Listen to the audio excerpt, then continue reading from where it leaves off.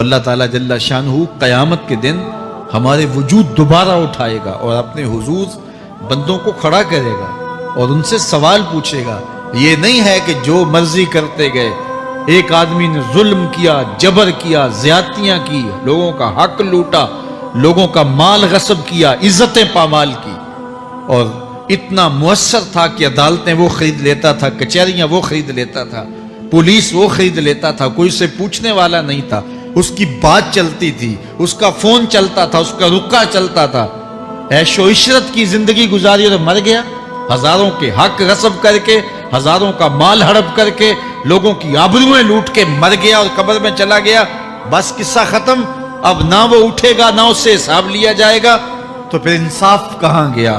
ایک عدالت ایسی ہونی چاہیے کہ جس عدالت میں اس کو بھی پکڑا جائے اور ٹکٹکی پہ باندھا جائے کہ دنیا پر تو کسی نے تجھے پکڑا نہیں، آ اس عدالت میں تیرے خلاف سلطانی گواہ بھی موجود ہیں اور تجھے گناہوں کا، جرم کا بدلہ بھی دیا جائے گا، اور منصف جو ہے وہ انصاف کرے اور ان مظلوموں کو کھڑا کیا جائے کہ دنیا پر تو تمہاری داد رسی کسی نے کی، اس دربار میں تمہاری پوری پوری داد رسی کی جائے گی۔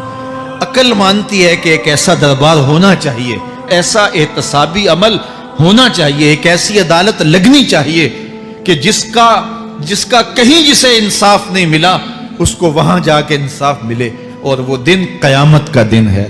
اس کا یقین زندگی میں نظم پیدا کر دیتا ہے اور تھر تھر بدن کانپتا ہے کہ آج اگر ہم مؤثر بھی ہو جائیں اور کسی کے سامنے جواب دے نہ ہو، لیکن ایک عدالت تو ہے جہاں ہم نے جواب دہ ہونا ہے اور اپنے ایک ایک عمل کا حساب دینا ہے۔ تو اللہ ارشاد فرماتا ہے کہ اس عدالت کے سامنے تم نے پیش ہونا ہے، تمہارے جوڑ جوڑ کو اللہ تعالیٰ دوبارہ کھڑا کرے گا اور اس کو دوبارہ تخلیق کرے گا اور پیدا کرے گا، اور تم دوبارہ کھڑے ہو جاؤ گے، اس کے حضور پیش ہوگے۔ بل یرید الانسان لیفجر امامہ، بلکہ آدمی چاہتا ہے کہ اس کی نگاہ کے سامنے بدی کرے۔ استغفر اللہ۔ یہ ایک ظالم کافر تھا، وہ حضور کی خدمت میں آیا، کہنے لگا میں نہیں مانتا قیامت آئے گی۔ حضور نے اس کو دلائل دیے، تو جب دلائل کے سامنے بے بس ہو گیا تو کہنے لگا کہ جس قیامت کی آپ بات کرتے ہیں وہ قیامت آ بھی گئی تو میں نہیں مانوں گا۔ اللہ اکبر۔ تو وہ انکار کرنے والوں کی انتہا ہوتی ہے، اور ذرا دیکھیے وہ کیا بول رہا ہے، بل یرید الانسان لیفجر امامہ۔ اس کی سرکشی دیکھیے، اس کا تمرد دیکھیے۔ وہ کہتا ہے اچھا اگر قیامت قائم ہوئی تو یہ گناہ، یہ جرم، یہ بدی، یہ بدکاریاں، یہ ظلم جو میں کرتا ہوں، یہ بدکاریاں رب کے سامنے کروں گا۔ کیسی ڈٹائی ہے، مذاق اڑاتا ہے، تمسخر اڑاتا ہے آخرت کا۔ کہتا ہے جو بدیوں کا کاروبار میں نے گرم کیا ہے، جو بدکاریاں میری زندگی کا معمول ہیں، جو دادے عیش دیتا ہوں، جو عزتوں کو پامال کرتا ہوں، جو غریبوں کے پنجے توڑتا ہوں، جو لوگوں کا حق غصب کرتا ہوں، جو برائیاں کرتا ہوں، اگر قیامت قائم بھی ہو گئی تو میں یہ سارے جرم رب کے سامنے کروں گا، پھر وہ مجھے پکڑ کے دکھائے۔ اللہ اکبر۔ یسأل ایان یوم القیامہ۔ پھر پوچھتا ہے اچھا قیامت کب آئے گی؟ یہ تمسخر کے طور پہ پوچھتا ہے، لاؤ نہ قیامت، کب آئے گی قیامت؟ میں جرم رب کے سامنے کرنا چاہتا ہوں۔ اللہ اکبر۔ اب جواب سنیے۔ اب لفظوں کا ترجمہ اس زور سے کیا ہی نہیں جا سکتا جس زور کے لفظ ہیں۔ وہ کہتا ہے قیامت کب آئے گی؟ میں تو یہ جرم رب کے سامنے کرنا چاہتا ہوں، کوئی قیامت نہیں ہے، مذاق اڑاتا ہے۔ قیامت کب آئے گی؟ آواز آئی، فائزہ برق البصر وخسف القمر وجمع الشمس والقمر۔ جب قیامت آئے گی تو آنکھیں چندھیا جائیں گے، چاند بے نور ہو جائے گا، سورج اور چاند اکٹھے ہو جائیں گے۔ یقول الانسان یومئذ این المفر۔ آج جو کہتا ہے کہاں ہے قیامت، اس دن بھاگتا پھرے گا۔ کوئی پناہ گاہ ہو بتاؤ، کوئی ہے ٹھکانہ چھپنے کا؟ کوئی پناہ گاہ ہے؟ کلا لا وزر۔ آواز آئے گی کوئی ٹھکانہ نہیں ہے، آج کوئی ٹھکانہ نہیں ہے۔ الی ربک یومئذ المستقر۔ اگر ٹھکانہ ہے تو صرف رب کے پاس ہے، انہیں ٹھکانہ ملے گا جو رب کے بندے ہیں اور اس کی دہلیز پہ آنے والے ہیں۔ یُنَبَّأُ الْإِنسَانُ یومئذ بما قدم وأخر۔ اللہ تعالیٰ اس دن بتا دے گا جو آگے بھیجا اور وہ بھی بتا دے گا جو پیچھے چھوڑا۔ ایک ایک چیز تشت از بام ہو جائے گی. یوم تبل السرائر فما لہ من قوت ولا ناصر. اللہ فرماتا سارے راز کھل جائیں گے. جو بند کمروں میں جرم کیے داد عیش دیتا رہا وہ بھی کھل جائیں گے. اور پھر کوئی طاقت نہیں ہوگی, کوئی زور نہیں ہوگا, کوئی زر نہیں ہوگا جو اس کو بے نقاب ہونے سے بچا سکے. اے داور حشر میرا نامہ اعمال نہ پوچھ, اس میں کئی پردہ نشینوں کے بھی نام آتے ہیں. تو وہ کتنا سخت دن ہوگا. ارشاد فرمایا جائے گا کہ جو آگے بھیجا, جو پیچھے چھوڑا, جو جرم کرتا رہا, جو نیکیاں کی, جو برائیاں کی, سب کچھ تشت از بام ہو جائے گا. بل الانسان علی نفسہ بصیرہ, بلکہ آدمی خود اپنے حال پر اچھی طرح خود آگاہ ہے. ہم اسے نامہ اعمال کے دفتر دیں گے جہاں سب کچھ لکھا ہوگا. قرآن بتاتا جب نامہ اعمال سامنے آئے گا تو وہ بے ساختہ پکار اٹھے گا, ما لہذا الکتاب لا یغادر صغیرۃ ولا کبیرۃ الا احصاها. ہائے اس کتاب کو کیا ہوا, اس نے چھوٹی بڑی کوئی بات نہیں چھوڑی, سب کچھ لکھ دیا. نامہ اعمال سامنے ہوں گے, زمین بولے گی, ہاتھ پاؤں بولیں گے, فرشتے بولیں گے, کرامن کاتبین بتائیں گے یہ کیا کیا جرم کرتا رہا, کیا کیا گناہ کرتا رہا. تو اس دن ہر شے سامنے آ جائے گی.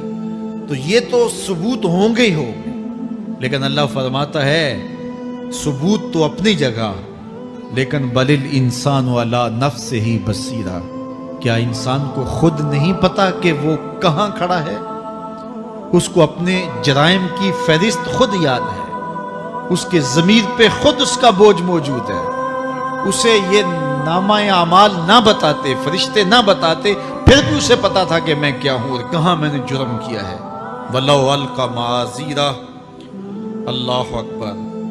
اگر اس کے پاس جتنے بہانے ہوں سب لا ڈالے, جب بھی کوئی اس کا بہانہ نہیں سنا جائے گا. قیامت کا دن ہوگا, دنیا کے اوپر تو بہانوں سے انسان بچ نکلتا ہے. کوئی جھوٹ بول لیا, کوئی جھوٹا گواہ پیش کر دیا, کوئی مکر کر لیا, کوئی رشوت چل گئی, کوئی سفارش کام آ گئی, کوئی بہانہ تراش لیا, بات کو توڑ موڑ کے پیش کر لیا. لیکن قیامت کا جب دن ہوگا تو کوئی نہ جھوٹا گواہ چلے گا, نہ رب کی پولیس رشوت لیتی ہے, نہ وہاں انصاف کے خلاف کوئی کام ہوگا, اور نہ ہی کوئی بہانہ چل سکے گا. اللہ اکبر. دوسری بات مفسرین نے یہ بھی لکھی کہ بعض اوقات یہ ہوتا ہے کہ انسان اپنے گناہ پر, اپنے جرم پر کوئی بہانہ تلاش کر کے لوگوں کو مطمئن کر لیتا ہے. جو اس نے جرم کیا, کسی سے زیادتی کی, کسی کا حق غصب کیا, تو لوگوں نے ملامت کی تو وہ کوئی بہانہ تراشتا ہے اور لوگوں کو مطمئن کر لیتا ہے. بعض کا لاجواب کر دیتا ہے, بعض کا مطمئن بھی کر لیتا ہے. وہ لوگوں کو تو مطمئن کر لیتا ہے لیکن وہ خود مطمئن نہیں ہو سکتا. جس نے جرم کیا ہوتا ہے, جرم اس کو اندر سے ڈستا رہتا ہے, اس کا ضمیر اس کو ٹھوکریں مارتا رہتا ہے, اندر کی بے چینی اسے تنگ کرتی رہتی ہے. اگرچہ وہ دلائل سے, مکر و فریب سے, باتوں کو توڑ موڑ کے عذر کر لیتا ہے, کوئی بہانہ بنا لیتا ہے, لیکن اس کے باوجود اس کے اندر کوئی چین, اندر کوئی اطمینان نہیں ہوتا. اللہ اکبر. تو مجرم بے چین رہتا ہے. آج ہماری بے چینیوں کا ایک سبب ہمارا مالک کی دہلیز سے منہ موڑنا اور بہت سارے دیدہ نادیدہ گناہوں کا ارتکاب کرنا ہے. جب ہم سے سستیاں ہو جاتی ہیں, کوتاہیاں ہو جاتی ہیں, تو وہ گناہ ہمارا پیچھا نہیں چھوڑتے اور ہمیں بے چین اور مضطرب رکھتے ہیں. تو بعض اوقات جو ہے وہ ہم کہتے ہیں کہ پتہ نہیں بے چینی کیا ہے. بے چینی گناہوں کی ہے. گناہ طبیعت میں بے چینی پیدا کر دیتا ہے, سکون نہیں آنے دیتا. اطمینان کی دولت چھن جاتی ہے جب کوئی شخص گناہ کرتا ہے. اور یہ لازمی نہیں ہے کہ وہ کسی کا حق غصب کرے, اس نے کسی کی عزت ہی پامال کی ہو, اس نے کسی کی آبرو پہ حملہ کیا ہو. اگر نماز چھوڑی ہے تو بے چینی یہ بھی کم نہیں ہے, یہ رب کی نافرمانی ہے. اگر اس کی نظر بھٹکی ہے تو یہ بھی کم بے چینی نہیں دیتی. اگر اس کا خیال بہکا ہے, اس نے زبان سے کسی کو دکھ دیا ہے, اس نے کسی کے لیے سب و شتم کا انداز اختیار کیا ہے, گالی گلوچ کا رنگ اختیار کیا ہے, تو پھر کیا ہوا کہ یہ بے چینی اندر کو توڑتی رہتی ہے. انسان چلتا پھرتا ہے لیکن اسے طمانیت نہیں ملتی، اسے سکون نہیں ملتا. سکون کب ملے گا؟ سکون تب ملتا ہے جب کسی سے زیادتی کی ہو تو اس سے جا کے معافی مانگ لی جائے، اور اس لجاجت کے ساتھ معافی مانگی جائے کہ وہ مجبور ہو جائے معاف کرنے پہ، تو پھر اندر طمانیت اتر جاتی ہے. اگر رب کی نافرمانیاں کی ہیں تو لیلۃ القدر کے دامن میں اس سے معافی مانگ لو، اتنی لجاجت سے معافی مانگو، اس قدر رو کے معافی مانگو، ترلے منت پہ اتر آؤ، ہاتھ جوڑو، آنسو بہاؤ، چیخو، چلاؤ، رو، اس کی دہلیز سے لپٹ جاؤ، اس سے اپنے گناہوں کی معذرت کرو. جب مالک نے معاف کر دیا اندر کی ساری بے چینیاں مٹ جائیں گی، دل کو قرار مل جائے گا، دل کو تسکین نصیب ہوگی. تسکین اس کی دہلیز سے تمہیں ملے گی، یہ اندر سے پھوٹتی ہے، باہر سے نہیں آتی ہے. تسکین کے قافلے اندر ہی اترتے ہیں، اندر سے اس کے سوتے پھوٹتے ہیں، اس کے چشمے پھوٹتے ہیں. ہم باہر سے ڈھونڈتے ہیں، باہر سے تسکین نہیں ملتی، یہ اندر سے آئے گی. اس لیے اس دل کے اوپر لگے ہوئے میل کچیل کو، غلاظت کو دور کر لو اور کھرچ دو دل کے اوپر پڑے ہوئے جتنے بھی زنگ ہیں. تو پھر نتیجہ کیا ہوگا؟ دل ستھرا ہوگا، مصفا ہوگا، مزکا ہوگا، تو پھر دل پر نور ہوگا، تو پھر آپ کو زندگی گزارنے کا لطف اور سرور اور مزہ آنے لگ جائے گا. تو انسان جب دلیلیں تراشتا ہے اس سے بعض اوقات اپنے آپ کو بھی مطمئن کرنے کی کوشش کرتا ہے، اوروں کو بھی مطمئن کر لیتا ہے، لیکن حقیقت میں اطمینان نہیں ہوتا، وہ بے چینی ہوتی ہے. تو اللہ تعالیٰ جل شانہ اس کہانی کو بیان کرتے ہوئے ایک اور مضمون کو بیان کیا، اور یہ بالکل درمیان میں جملہ معترضہ کے طور پہ جو ہے وہ نظر آ رہا ہے کہ بات تو چل رہی ہے، تو اچانک اللہ اپنے محبوب سے مخاطبہ فرماتا ہے، کیا ارشاد کرتا ہے؟ لا تحرک بہ لسانک لتعجل بہ. تو یہ اچانک بات کیوں آ گئی؟ اصل بات یہ تھی کہ جب وحی نازل ہوتی تو آقا کریم علیہ السلام ہمہ تن گوش ہو کے اس وحی کو سنتے، پھر اس کو محفوظ کرنے کی فکر ہوتی کہ جو میں نے سنا ہے وہ اچھی طرح مجھے یاد ہو جائے. اور پھر آقا کریم علیہ السلام کی تیسری فکر یہ ہوتی کہ اس کے جو معارف ہیں، اسرار ہیں، اور اس کے جو ثمرات ہیں، اس کی جو تفصیلات اور نکلنے والے اس کے نتائج ہیں، وہ بھی اچھی طرح جو ہے وہ میں سمجھ پاؤں. تو یہ تین مشقتیں بیک وقت حضور گوارا کر رہے ہوتے. اب قیامت کا ہولناک منظر جو پیش کیا گیا، اور پھر انسان جب اپنے رب کی نافرمانی کرتا ہے تو جو اس کا حال ہوتا ہے، تو یہ سارے مضامین کو اللہ کے محبوب سن رہے تھے. حضور کے قلب اطہر پر گرانی آئی، اور میرے رب کو کیسے گوارا تھا. جو حضور سن رہے تھے جلدی جلدی اس کو زبان پہ لانا چاہ رہے تھے تاکہ وہ اچھی طرح ازبر ہو جائے، لیکن اللہ نے محبوب کی اس مشقت کو دیکھا تو فرمایا لا تحرک بہ لسانک لتعجل بہ. محبوب آپ اپنی زبان کو جنبش نہ دیں، آپ جلدی کرتے ہیں تاکہ وہ جو میں نے سنا ہے وہ میری زبان پہ آ جائے. ان علینا جمعہ و قرآن، یہ ہمارے اوپر ہے، ہم آپ کے دل میں جمع بھی کریں گے. جو آپ کو سکھایا ہے وہ آپ کو یاد بھی رہے گا، وہ آپ بھول نہیں سکیں گے. فَإِذَا قَرَأْنَاهُ فَاتَّبِعْ قُرْآنَهُ، اور جب ہم پڑھ لیں تو پھر اس کے بعد آپ اس کو دہرائیں پڑھیں.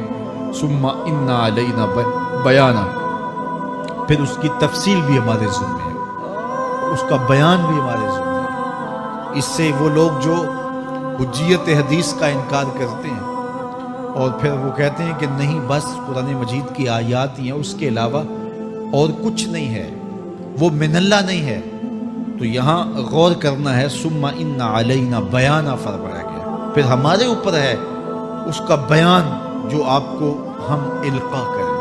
اور آقا کریم نے فرمایا، سنن نسائی کی روایت ہے، انما اوتیت القرآن ومثلہ معہ، مجھے قرآن دیا گیا اور قرآن جتنے اور علوم بھی میرے سینے میں رکھے گئے.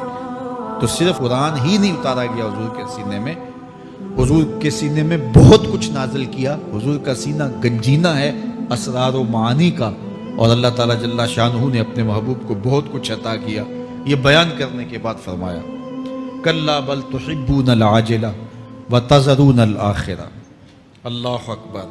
کوئی نہیں بلکہ یہ جو تم لوگ ہو اے کافرو، تم اس چیز کو پسند کرتے ہو جو بالکل نقد ہے، جو جلد ملنے والی ہے۔ دنیا کا سودا نقد ہے، دنیا کے نفع نقد ہیں، دنیا کی لذات نقد ہیں۔ شیطان کہتا ہے اب چوری کرو اب مال آئے گا، اب زنا کرو اب لذت ملے گی، اب ڈاکہ کرو اب امیر ہو جاؤ۔ تو دنیا کے سودے نقد ہیں اور آخرت کے وعدے ادھار ہیں۔ اور ارشاد فرمایا بل تحبون العاجلہ، تم دنیا کی جو عاجل چیزیں ہیں، جو بالکل نقد سودے ہیں، تم ان کے پیچھے پڑتے ہو، وتذرون الآخرہ، اور آخرت کو چھوڑتے ہو۔ دوسرے مقام پہ ارشاد فرمایا سورہ الاعلیٰ میں بل تؤثرون الحیات الدنیا والآخرۃ خیر وابقی، تم دنیا کی جیتی زندگی کو ترجیح دیتے ہو، حالانکہ آخرت بہتر بھی ہے اور دائمی بھی۔ میں آپ کی توجہ چاہوں گا، آخرت بہتر بھی ہے اور دائمی بھی، لیکن تمہاری ترجیح یہ دنیا ہے جس کی آخرت کے مقابلے میں کوئی حیثیت ہی نہیں ہے۔ حضور نے ارشاد فرمایا اگر کسی کو جنت میں ایک کوڑا رکھنے کی جگہ مل جائے، ایک ڈنڈا رکھنے کی جگہ مل جائے، دنیا و ما فیہا کی دولتوں سے وہ زیادہ قیمتی ہے۔ 7 براعظموں پہ پھیلی ہوئی کائنات، سمندروں کی تہوں میں قیمتی موتی، پہاڑوں کے دامن میں قیمتی معدنیات، مالیاتی اداروں کے پاس سرمائے، لوگوں کے پاس دولت کے انبار، یہ سارے اکٹھے کر لیے جائیں اور ان کی قیمت لگائی جائے، اور جنت میں ایک ڈنڈا رکھنے کی جگہ، ایک عصا رکھنے کی جگہ، ایک کوڑا رکھنے کی جگہ، وہ جگہ پھر بھی زیادہ قیمتی ہے۔